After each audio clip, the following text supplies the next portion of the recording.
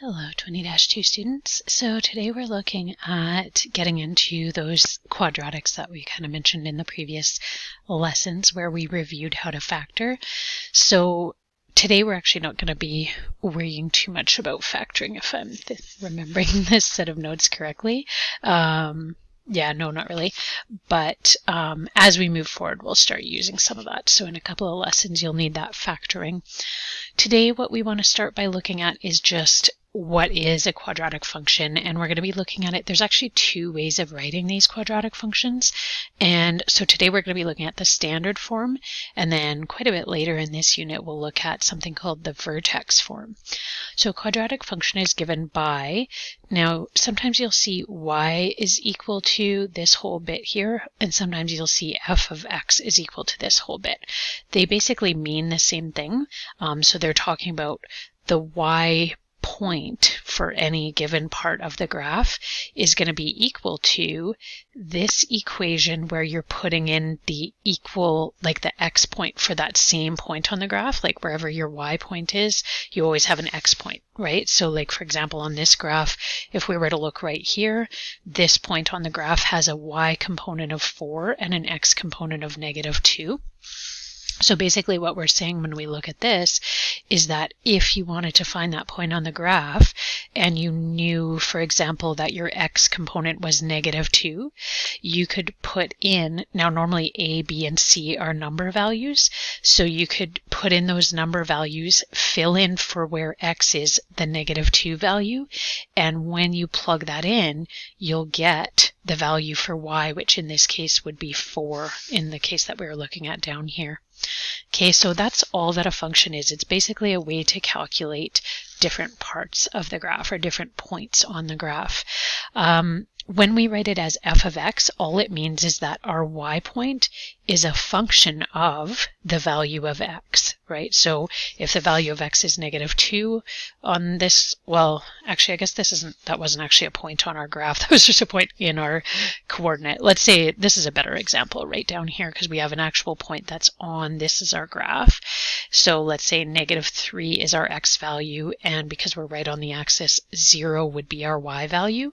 So when we think about what's being set up here, it's saying that whatever your y value is, so in that case y value is 0, it's a function of the fact that your x value is 3 because you figure that out using 3 to calculate it. Okay. So this is considered the standard form, is when you see this format where there's some kind of a number here. Sometimes there's not a number, which means that the value of a is just 1, and then multiplied by x squared plus bx, so another number multiplied by x, plus c, and c is just going to be some other number value. So when we look at a quadratic function, they always have this kind of a shape. So it could be like this, or it could be flipped upside down like that. Okay, but either way, they always kind of have this U shape, whether it's right side up or upside down, and that shape is called a parabola. Okay. Now we want to use this graph that's down below here to determine the following important components of the graph that you're going to always have to be familiar with. So depending on whether your graph opens upwards like this one does or opens downwards, you're going to have some differences in the naming. So if for this one, for example, because it opens upwards, it's going to have a lowest point on it, which is called the vertex. Now, if you had this the opposite way around, you would have a highest point, which is the highest value of y on the graph, and that would also be called the vertex. So regardless of which way the graph is facing, we call that the vertex, although depending on if it points up or down, you might call it the maximum or the minimum. Okay, so our vertex in this case is going to be the lowest point on the graph, which is right here. So that's our vertex. And in this particular case, if you're asked the value of a vertex, remember that when you write a point on a graph, you always write it in this format where you have a bracket, you put in your value of x, then your value of y, and close the bracket. So our value of x is -1. Our value of y is, right, x is -1, y is -4. So that's our vertex. I'll maybe highlight that too, so everything in pink is a vertex. Then the other thing we talk about with these quadratic graphs is something called the axis of symmetry. And the axis of symmetry is basically just the line that divides this graph in half, so into mirror images. So essentially, if we think about, if we set up a line right here, then this half is going to look the same as that half, just reflected across the axis. And so, I just need my ruler. So basically, always the x component of the vertex is our axis of symmetry. So I draw like a line up here that divides our graph in half. And so when you're asked what is the axis of symmetry, you always write it in the form x is equal to, and then it's always going to be the x component of your vertex. So in this case, that'd be -1. Okay, so that's our axis of symmetry, x equals -1. The next thing is the direction of opening. So obviously it can open either up, like this one does, or it could open down, but we're just talking about this graph, so we're going to write down up. Then we also have the maximum or minimum value is the vertex of the graph. You just need to identify whether it's a maximum or a minimum depending on the graph. So with this one, our vertex is the lowest point on the graph because everything on either side of that goes up. So that means that for this particular graph, our vertex is a minimum. Another thing you need to be able to find is your x and y intercepts. So let's do maybe x intercepts first. So our x-intercepts are the places where your graph crosses the x-axis. So in this case, that would be right there and right there. So we would say our x-intercepts are -3. And again, we'll write this in this format of x comma y. So -3 and y, of course, there is 0. And then our other one would be where x is 1 and y is 0. So those are our x-intercepts. The other thing we would want to look at is our y-intercepts. So this is where the graph crosses the y-axis. So in that case, it's right here, which looks like it's about halfway between -2 and -4, which would be -3. So our y-intercept is going to be where x is 0 and y is -3. Then we want to be able to write something called the domain. So with the domain, we're basically writing a description of what values of x, so just always keep in mind domain is always for x, what values of x would be possible for this graph. When you see a parabola like this, you can assume that it just keeps going up and up and up and out and out and out into infinity. Okay, so basically when we see something like this, a parabola like this, and it's not talking about any kind of like real life situation that might limit which values of x we would consider. So this is just a graph. There's no real life situation that we're trying to explain with this. So then we would write our domain, and the way that we write it is we always start out with this curly bracket. Then we put in x and a bar there to show that we're talking about the domain. So we're talking about values of possible values of x. In a case like this where there's no restriction on what x could be, right? It starts at -1, but it could expand infinitely out. We write this. We write x, and then we write this weird kind of e value. So it's like a little curved kind of e, and then just the line. And then the capital R. And what this means is that x could be equal to any real number. So basically x could be any value going out into infinity. And then we just close our curly bracket. Now, as we move forward through the unit, you guys will see that sometimes we have to put more restrictions on this than what we see in this one, but in this case, we don't. The next one is looking at values of y. So when we're talking about all possible values of y, we're talking about something called the range. And so the range in this case is a little bit more limited. We draw it the same way, so we start out with these curly brackets and then y and the bar. But in this case, we have a restriction on y, because if we look at our actual curve of our graph, this is all that it is, right? So like from here on, it can keep going up, but it can't get any lower than this. So for our values of y on this curve, they all have to be because our vertex is at -4, y could be equal to -4, or it could be greater than, right, because we're moving in the positive direction. So we put that as a restriction. We would say y can be greater than or equal to -4. Now we usually say after that because we want to identify the fact that, like, yes, it has to be greater than, but other than that restriction, y could be any value going up into infinity. So we also write y can be equal to all real numbers. And then we just close off that little curly bracket there. Okay, so hopefully that's a little bit of a basic introduction to how these quadratic functions work. So let's have a look at working with our graphing calculator in order to work with quadratic functions. So with our graphing calculator, if we're given a quadratic function, so we have this is our quadratic function. So remember we have that general format, ax squared plus bx plus c. I just want to point out really quickly, here we see there's no value in front of x. So that means that our value for a is +1. Then for this next component, in front of the x, we have a 4. You also always want to include, when you think about what your value of b is, include the sign in front of it. So we see that we're at -4. So that means that b is actually -4. Oops, equals -4. And then same thing for c. So you see that c is just a number value. So c is going to be -12. So c equals -12. Okay, so that's how you identify your values for this standard form. Now, what we want to do is figure out how to use our graphing calculator to identify some of the points we looked at on the previous page. So the first thing we want is to be able to enter our equation properly. Unfortunately, this thing always has a bit of a glare. I'm almost wondering if that would be better. No, maybe not.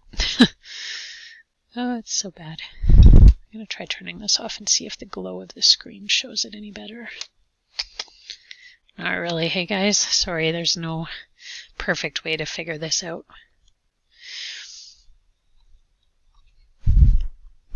Alright, hopefully that works well enough. Okay, so we want to enter this in, so we're going to first put in x squared. When you put in x, make sure you're always using this button here, so the one that has the x on it there. So x, and then of course our squared button is right down here, x squared minus 4, and then again we want to use that same x, and then again minus 12. Now that we have that in, and we put that in with the y equals, so once we have that entered in, then we can go to our graph. So there you can kind of see that the graph is kind of starting to be drawn, but I actually did a different graph earlier on this, so I have my window settings set up kind of weird, so you can only see one line of the graph. So there's a couple of different ways you can think about this. One of the first things you can do, a lot of graphs will fit onto just a standard screen, which will be 10 up, 10 down, and 10 to either side. So to get that screen, you can go zoom, and then you can choose number 6 by either scrolling down to it or just pressing the number 6. So it says Z standard, and that'll take you to a standard screen of 10, 10, and 10. Now when we see this, we can see that we're still missing the bottom part there, right?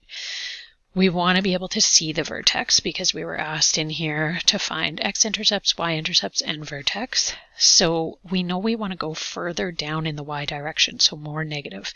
In order to adjust that, that reflection is so bad. I wonder if I can pull it off to the side a little bit.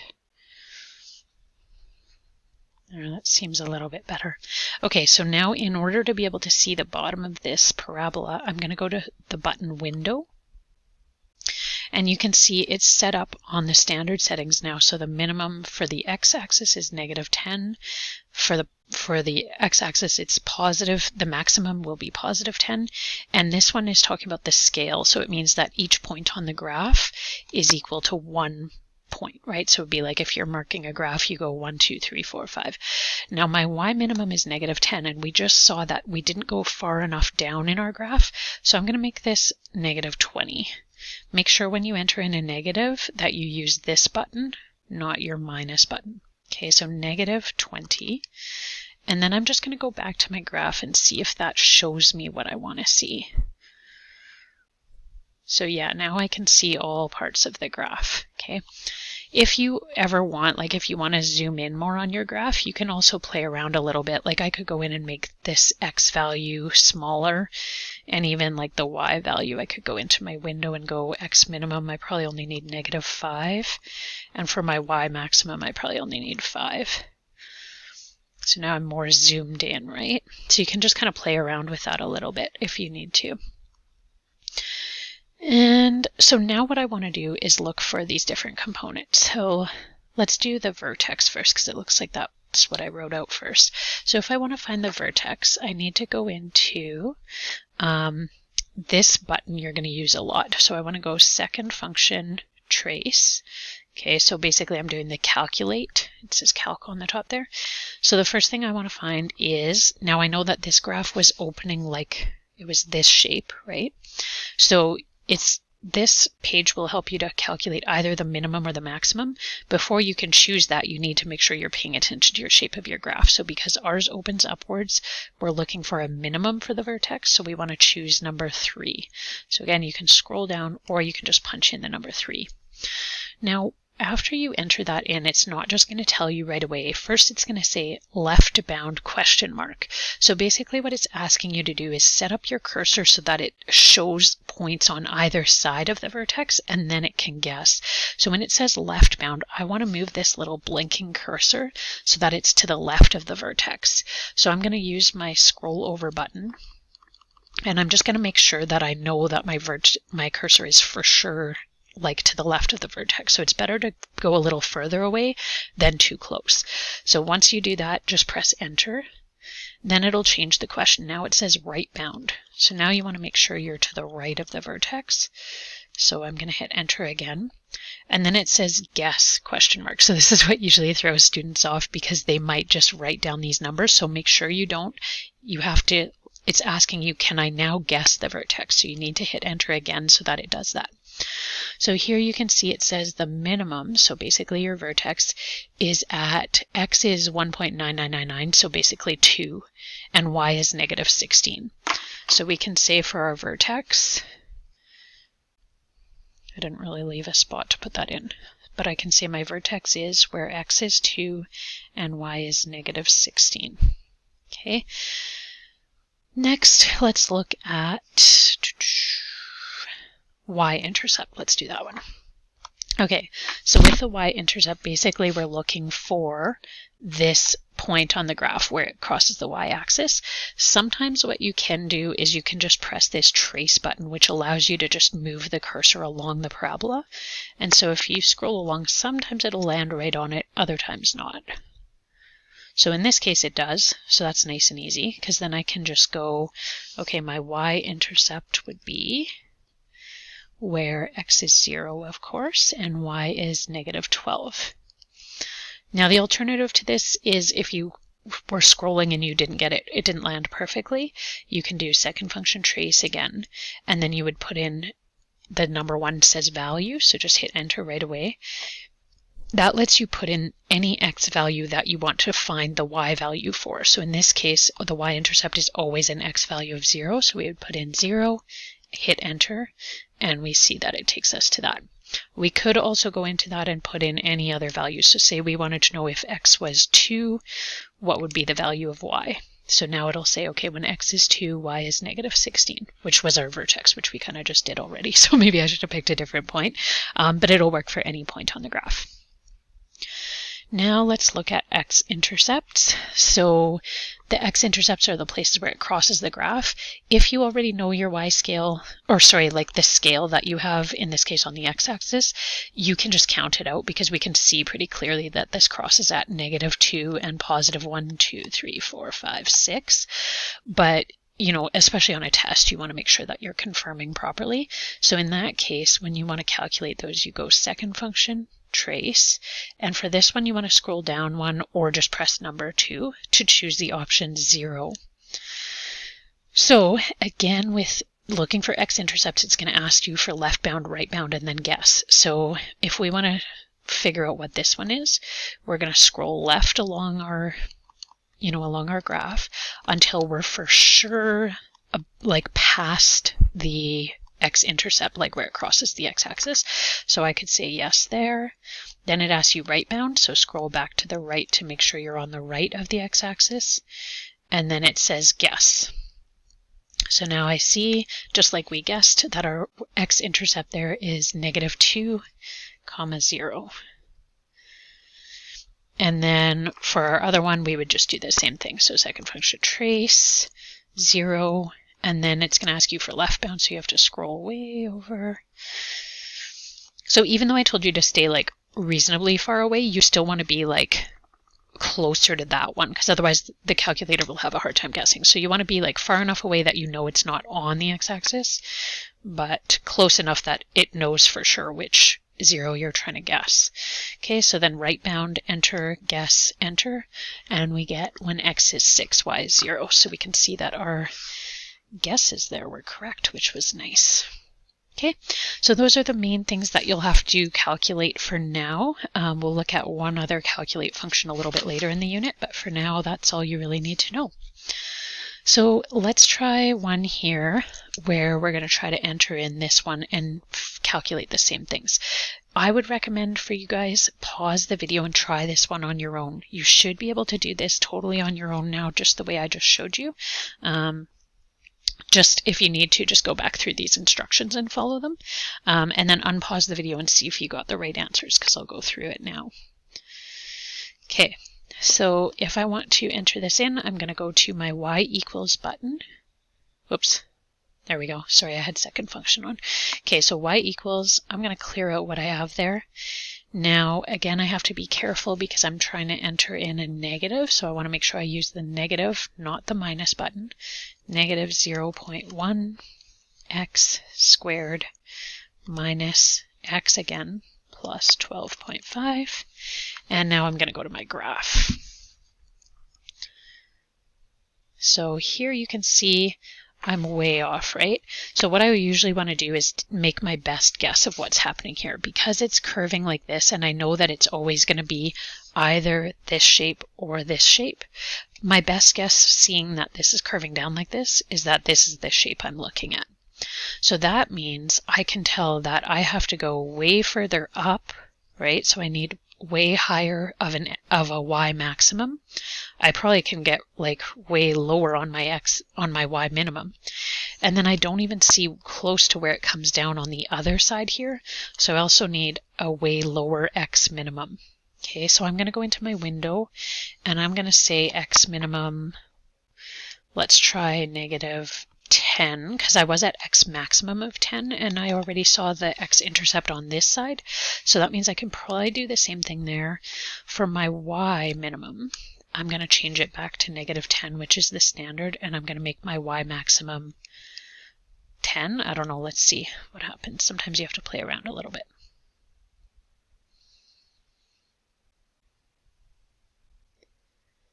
Okay, so it looks like it's finished and we're not even close still. So I'm going to go back into my window and let's try a y maximum of 30. Let's just go really safe. And I'm just going to change my y minimum to smaller to make sure that I can see. I also need my x minimum. Let's try -20 and see if that does anything. Oh yeah, there we go. Perfect. So now I can see all parts. If I want to zoom in a little bit, like for example, because with you guys I want you to be able to see, I'm going to go into my window and I'm just going to make my y max maybe 20. I think that's probably good. Yeah, see, now we can see it a little more zoomed in. So now, same thing, I want to solve for my x-intercepts. And so I'm going to go in, second function, calculate. I'm going to choose my zeros. And for my left bound, I'm going to go to the left of this guy. Hit enter. and then go to the right, hit enter, and then guess. So I can see that I have, and that's totally okay if you have a decimal, just kind of round off. Like I'd say for this one, I'm going to put in negative 17.25. And my y is 0. And then I'm going to go to my other one. So same button, second function trace, go down to 0. And I'm going to scroll over to the way over to this right intercept, but on the left side of it. It's a really big graph to get across. Okay, so I'm to the left of that x-intercept, hit enter, right bound, enter, enter again for the guess, and I end up with 7.25 and 0. For my y-intercept, I'm going to go to second function trace, and I'm just going to put in 0. Or no, sorry guys, I'm going to put in value, enter, x equals 0, enter, and I get, when x is 0, y is 12.5. And then the last thing was I need to find the vertex. So in this case, our graph is opening downwards, so we're going to be talking about a maximum for the vertex, because that's the highest point on the graph. So I go to second function trace and I want to choose maximum. Again, it's asking me left bound, so I want to make sure I'm on the left of the highest point. Enter, and then on the right of the highest point. And I see that the maximum is when x is negative 5 and y is 15. Okay, so that's everything we needed to solve for that one.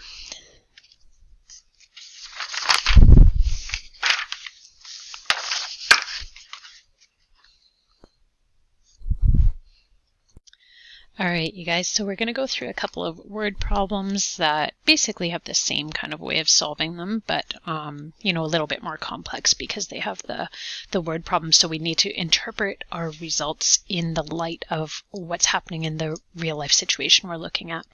So in this first one, it says a golf ball is hit and its flight follows the equation of the parabola y equals blah, blah, blah. Find the maximum height of the ball and the horizontal distance the ball will travel. So our first step is going to be just to put our quadratic into our calculator. Let's see, I'll try moving that over a little bit.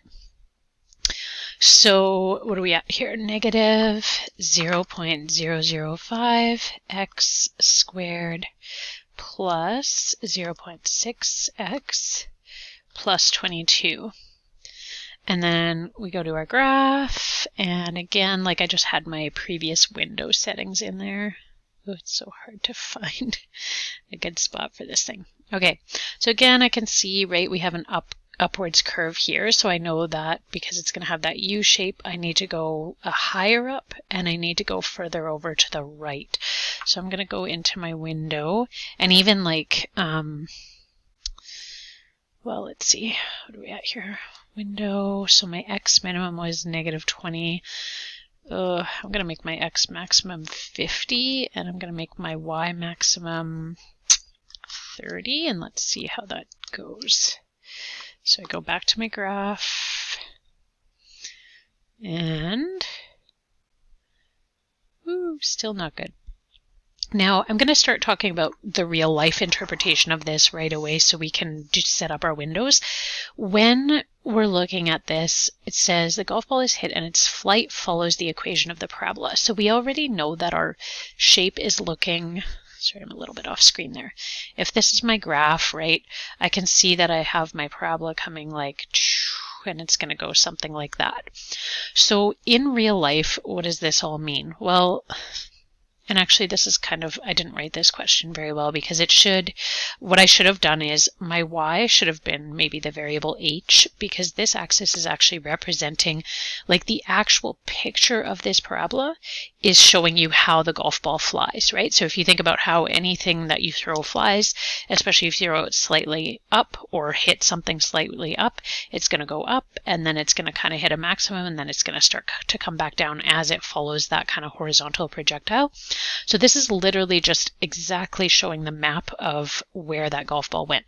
So if our y-axis is the height, our x-axis then is going to be the distance, right? Because we're also looking for the horizontal distance that it flies.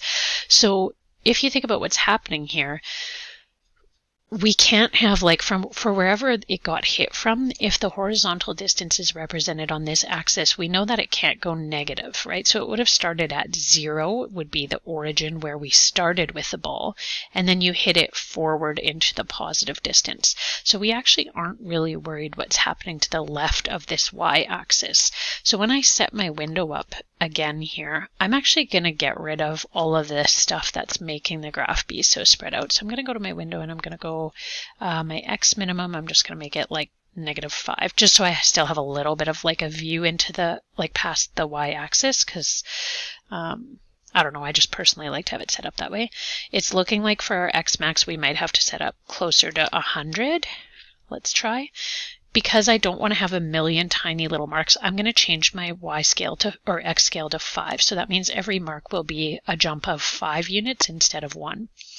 My x minimum I'll leave the same, but I'm going to change my x maximum maybe to 50, and let's see what that does.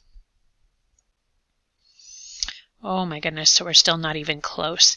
So I'm good for my y-axis, because we can see that it's starting to go down there again, but my x-axis still has to go way further. So I'm going to go back to my window, and I'm going to make my x max, I'm just going to do a big jump here, and I'm going to make my scale 10 instead. So let's see what happens there. Oh yeah, okay, perfect, so we're good. So now I can see all the points I need to see, because the one thing we have to find is the maximum height of the ball, so that's going to be the highest point on the parabola, and then the horizontal distance. So the horizontal distance is going to be, if it got hit from 0, how far from 0 does it go? So that means I just have to go second function trace, and I want to find my maximum. So again, it's going to ask me left bound, so I just go over to left, right bound, go over to the right, and then enter. And so I see that the maximum is at, so maximum is at x equals 60 and y equals 40. So the main thing we're worried about when it asks us for the maximum height is the y unit. The other thing, if this question was a little bit better written, is it would have told you the unit. So it would have said, you know, the y-axis is the height in, let's say, meters, and the x-axis, same thing. So let's say we're working with meters here. So now if we were answering this written question on a test, we would say the max height of the ball is 40 meters. And it lands, for the horizontal distance, basically, it's going to land, we can't have a negative height, right? So where it lands is at 0. And so what we want to find is the x-intercept here. So I'm going to go second function trace, and I'm going to go 0. And it wants me on the left bound, so I'm going to scroll over to the left here. Just to the left of that x-intercept, hit enter, and then to the right and hit enter, and then get it to guess. And so it says x is, so this is our 0, is at x equals, let's see, 149.4, and y is equal to 0, of course.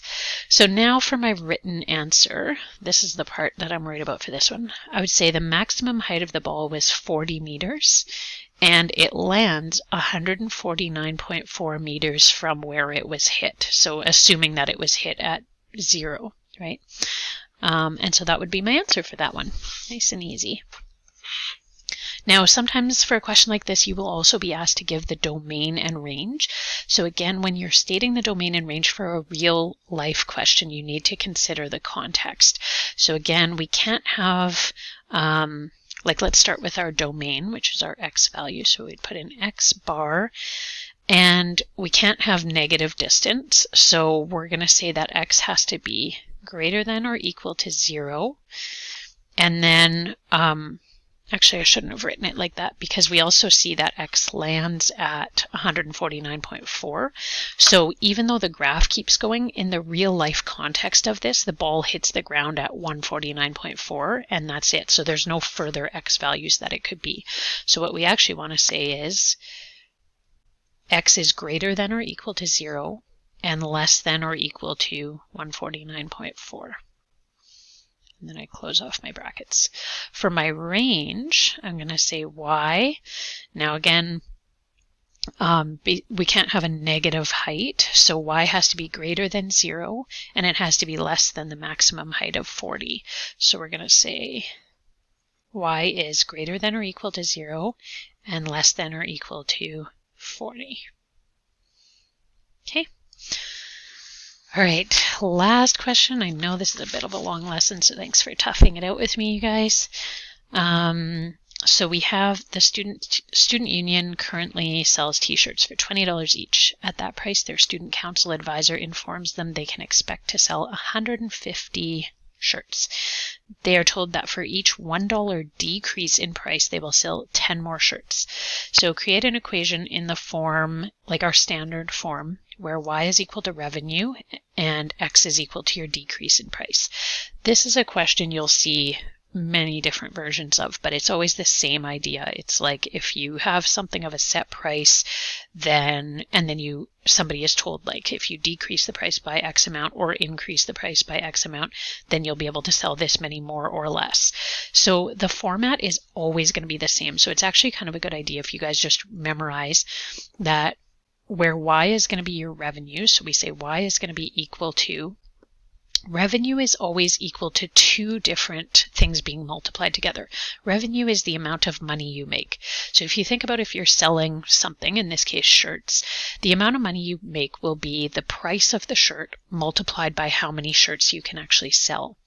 Now when it comes to writing an equation, we need to have some variables involved in that. So in this case, we need to have, what is our equation for the price of a shirt? I don't know why I put a bracket there. Well, if we look at it, we know that the base price is $20.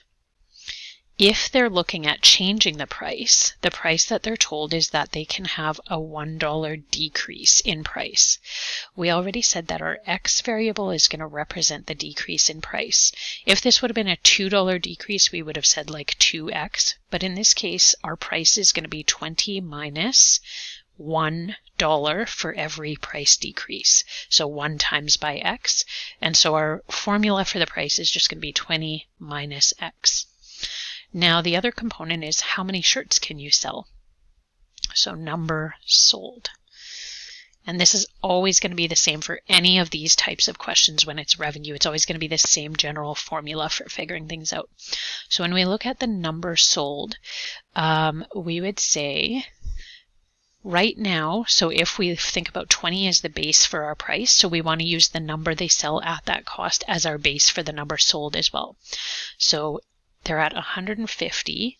However, if they have like a $1 decrease in price, so basically 1x, they sell 10 more shirts. So for every x, like price decrease, they increase by 10. So basically that means we're going to have 150 are sold at $20 plus an extra 10 shirts for every price decrease, which is x. Okay, so 10 times by x. Now that we have our two equations, we can write our whole formula here, which is going to be y is equal to the price, 20 minus x, multiplied by the number sold, which is 150 plus 10x. Now, in order to write this in the equation like we want it here, we need to multiply out our brackets. Okay, so we would go, let's see, 20 times by 150 is going to be 3,000. So first outside, so 20 times by 10x would give us plus 200x. And then inside, so minus 150x. And then last, so negative x times positive 10x gives us negative 10x squared. Okay. So to write this properly, we want to make sure that we simplify it because we have two terms we can combine there. Personally, for me, I also like to change it around so it's written in this standard order, although that won't affect like the actual equation. So I would start out with negative 10x squared. Then I want to combine my two x terms. So positive 200 minus 150 gives me positive 50x. And then here I had positive 3,000, so plus 3,000. Okay, and so that's everything. Now in the second one it says graph your equation and state the price which will maximize the amount of revenue. So again we go into y equals, and we're going to put in our equation we just wrote. So negative 10x squared plus 50x plus 3,000. And we get something really crazy here. So if we think about what's going on here, right? We talked about having 150 shirts sold. X is our number of decreases in price. We're probably not going to have tons and tons of decreases in price to change the cost, right? So going back to our window, actually what I might do here is go zoom. I'm going to try the standard one first. Do we even see anything at all there?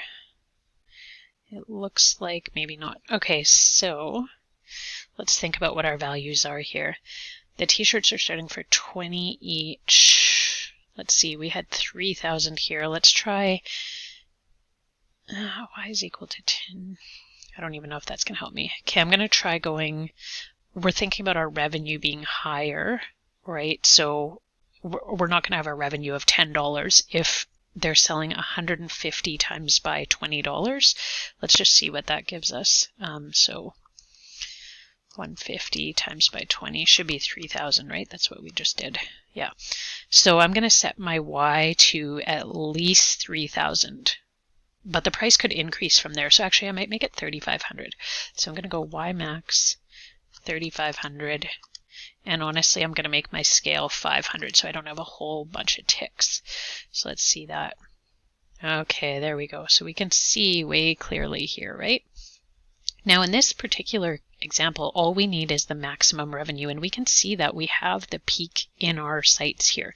So we don't even have to worry about extending out to the X values.